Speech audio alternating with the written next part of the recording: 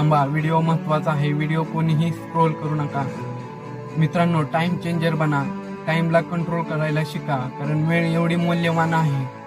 Time is मनी. वेळ पैशापेक्षाही मौल्यवान आहे.